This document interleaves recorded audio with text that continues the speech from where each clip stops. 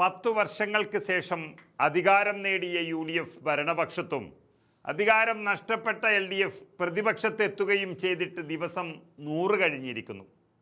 1 മാസം കൊണ്ടോ 2 മാസം കൊണ്ടോ വിലയിരുത്താനായിട്ടില്ല ഒരു സർക്കാരിനെ എന്ന് പറഞ്ഞുകൊണ്ടിരുന്നവർ ആ പണി മതിയാക്കി. 100 ദിവസം കൊണ്ട് ഒരു സർക്കാരിനെയും പ്രതിപക്ഷത്തെയും വിലയിരുത്താം എന്നുള്ള കാഴ്ചപ്പാടിലേക്ക് എത്തിയിരിക്കുന്നു എല്ലാവരും. ഒരു മന്ത്രി പോലും ആകാതെ നേരെ മുഖ്യമന്ത്രി കസേരയിലെത്തിയ VD സതീശന് ആദ്യം തന്നെ ചുവട് പിഴക്കുമോ എന്നുള്ളതായിരുന്നു പ്രധാനമായും CPM നേതൃത്വം നോക്കിക്കൊണ്ടിരുന്നത്. അനുഭവ സമ്പത്തില്ലാത്ത മുഖ്യമന്ത്രി ഒരു വശത്തും മുഖ്യമന്ത്രിയായും മന്ത്രിയായും പാർട്ടി സെക്രട്ടറിയായും ഒക്കെ കഴിവ് തെളിയിച്ചു എന്ന് പറയുന്ന ഒരാൾ പ്രതിപക്ഷത്തും ഇരിക്കുമ്പോൾ അതോടൊപ്പം തന്നെ പാർട്ടിയിലെ വലിയൊരു വിഭാഗം സതീശനെതിരായി നിൽക്കുന്നൊരു സമയത്ത് എങ്ങനെ ആയിരിക്കും ആ മുഖ്യമന്ത്രിയുടെ ആദ്യ മാസങ്ങളിലെ ഭരണമെന്ന് എല്ലാവരും ഉറ്റുനോക്കി. സതീശനെ പാടെ തളയ്ക്കാൻ പിണറായിയുടെ സംഘങ്ങൾക്ക് കഴിയുമെന്ന് എല്ലാവരും കരുതി. എന്നാൽ ദിവസം 100 കഴിയുമ്പോഴേക്കും കണക്ക് പുസ്തകം ഒന്നെടുത്തു നോക്കിയാൽ സതീശൻ കുതിക്കുകയും പിണറായി വിജയൻ രാജിയുടെ വക്കിലെത്തി നിൽക്കുകയും ചെയ്യുന്ന ഒരു യാഥാർത്ഥ്യമാണ് കേരളത്തിലുള്ളത്. അനേകം വെല്ലുവിളികൾ അതിജീവിച്ചു തന്നെയാണ് സതീശൻ മുഖ്യമന്ത്രിയായത്. അതിനുശേഷം അതിനേക്കാളും വലിയ വെല്ലുവിളിയായിരുന്നു കടബാധ്യതയിൽ മുങ്ങി നിൽക്കുന്ന ഒരു സംസ്ഥാനത്തെ നയിക്കുക എന്നുള്ളത്. അതുകൊണ്ട് തന്നെ 100 ദിവസവും ഒപ്പം കേരളത്തിൻ്റെ മാർക്കിടാൻ കഴിയുന്ന സ്വന്തം ആഘോഷമായ ഓണവും ഒന്നിച്ചു വന്നതോടെ ജനങ്ങൾ സർക്കാരിന് പ്രതിപക്ഷത്തിനും മാർക്ക് നൽകിയിരിക്കുകയാണ്. ചരിത്രത്തിൽ ഇന്നേ വരെ ഒരു മുഖ്യമന്ത്രിക്കും കഴിയാത്ത രീതിയിലുള്ള ചില പ്രഖ്യാപനങ്ങളാണ് സതീശൻ നടപ്പിലാക്കിയിരിക്കുന്നത്. അതിൽ ഏറ്റവും പ്രധാനപ്പെട്ട ഒന്നാണ് പ്രിയദർശിനി പദ്ധതി.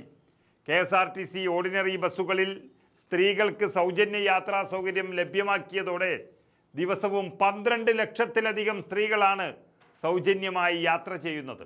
അത് സതീശൻ സർക്കാരിനുണ്ടാക്കിയ മൈലേജ് ചെറുതല്ല. അതുപോലെ തന്നെയാണ് മിഷൻ സമുദ്ര. ചെറിയ സംസ്ഥാനമാണെങ്കിലും ഉള്ളത് മുഴുവൻ തീരദേശമായ ഒരു സംസ്ഥാനമാണ് കേരളം. അതിനെ വളരെ ഫലപ്രദമായി ഉപയോഗിക്കാൻ ഇതുവരെ അങ്ങനെ ഒരു സർക്കാരിനും കഴിഞ്ഞിട്ടില്ല. എന്നാൽ കേരളത്തിലെ തുറമുഖങ്ങളെയും സാമ്പത്തിക മേഖലകളെയും ബന്ധിപ്പിച്ച് പോർട്ട് അധിഷ്ഠിത ഒരു സാമ്പത്തിക വളർച്ച ലക്ഷ്യമിടുന്ന ഏറ്റവും വലിയൊരു പദ്ധതി ആരംഭിച്ചിരിക്കുകയാണ് കേരളം. ഇതിൽ തൊഴിലവസരങ്ങളും സാമ്പത്തിക ഉന്നമനവും കൊണ്ട് കേരളം ലോകത്തിന് തന്നെ മാതൃകയാകാൻ പോകുകയാണ്. അതുപോലെ ഏറ്റവും വലിയ വിജയം എന്ന് പറയുന്നത് ഒരു സംശയവുമില്ലാതെ പറയാം, ഓപ്പറേഷൻ തൂഫാൻ തന്നെയാണ്. ലഹരിമരുന്ന് മാഫിയകൾക്കെതിരെ ആഭ്യന്തര വകുപ്പിൻ്റെ നേതൃത്വത്തിൽ കർശനമായ നടപടികളും പരിശോധനകളും ശക്തിപ്പെടുത്തിയതോടെ വലിയൊരാപത്തിൽ നിന്നാണ് കേരളത്തെ ഈ സർക്കാർ രക്ഷിച്ചുകൊണ്ടിരിക്കുന്നത്. ഒട്ടുമിക്ക വീടുകളിലും ഇപ്പോൾ സന്തോഷം പുലർന്നുകൊണ്ടിരിക്കുന്ന ഒരു കാഴ്ചയാണ് കാണുന്നത്. അതിൻ്റെ അംഗീകാരത്തോടെ ആഭ്യന്തരമന്ത്രി ചരിത്രത്തിൽ തന്നെ സ്ഥാനം പിടിക്കുകയാണ്. ഇതുകൂടാതെ വിപണി ഇടപെടൽ, അതുപോലെ ക്ഷേമ പെൻഷനൊക്കെ ഓണത്തെ വളരെ ഗംഭീരമാക്കി മാറ്റി. ഓണക്കാലത്ത് സപ്ലൈ വഴി അവശ്യ സാധനങ്ങളുടെ ലഭ്യത ഉറപ്പാക്കി വിലക്കയറ്റം നിയന്ത്രിക്കുകയും തക്ക സമയത്ത് തന്നെ ക്ഷേമ പെൻഷനുകൾ വളരെ കൃത്യമായി വിതരണം ചെയ്യുകയും ഒക്കെ ഈ സർക്കാർ ചെയ്തിട്ടുണ്ട്. പിണറായി സർക്കാരിൻ്റെ കാലത്ത് തെരുവിൽ കിടന്നുറങ്ങി സമരം ചെയ്ത് ഓണം പോലും ഇല്ലാത്തവരായിരുന്നു ആശാവർക്കർമാർ. എന്നാൽ ആ ആശാവർക്കർമാരുടെയും അംഗനവാടി ജീവനക്കാരുടെയും ഓണറേറിയം വർദ്ധിപ്പിച്ചിരിക്കുകയാണ് സർക്കാർ. വർഷങ്ങൾക്ക് ശേഷം അവരും അങ്ങനെ ഓണം ആഘോഷിച്ചു. അതുപോലെ മെസ്സിയെ കൊണ്ടുവരാമെന്നും പറഞ്ഞ് കൊള്ളക്കാരുടെ കൂടെ ചേർന്ന് സർക്കാർ തന്നെ ജനങ്ങളെ പറ്റിച്ചൊരു നാട്ടിൽ സതീശൻ സർക്കാർ തുടക്കമിട്ട വിദ്യാഭ്യാസ കായിക പദ്ധതികൾ വിദ്യാർത്ഥികൾക്കും യുവാക്കൾക്കും വലിയ ആവേശമായി മാറിയിട്ടുണ്ട്. മുകുളം, പ്രതിഭാശ്രീ തുടങ്ങിയ വിദ്യാഭ്യാസ പദ്ധതികളും ഓപ്പറേഷൻ കളരി എന്ന കായിക പദ്ധതിയും പ്രഖ്യാപിച്ച് നടപ്പിലാക്കി വരികയാണ്.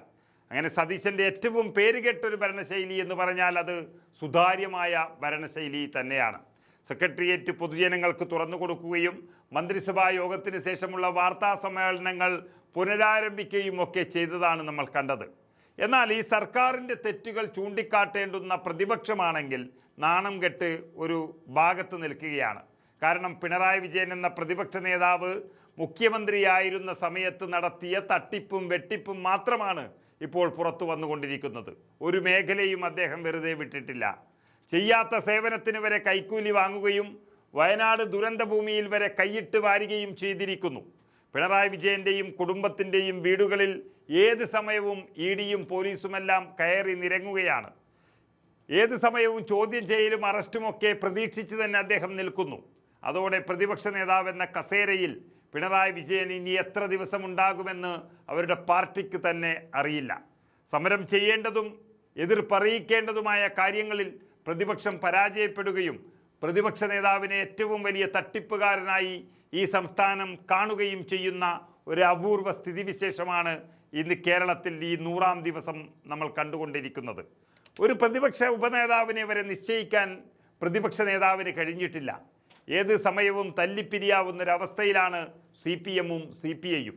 അങ്ങനെ ചുരുക്കി പറഞ്ഞാൽ ആദ്യത്തെ ഈ 100 ദിവസത്തിൽ സതീശൻ അടിച്ച് മിന്നിച്ചപ്പോൾ കസേര ഇളകി നിൽക്കുകയാണ് പ്രതിപക്ഷ നേതാവ് പിണറായി വിജയൻ.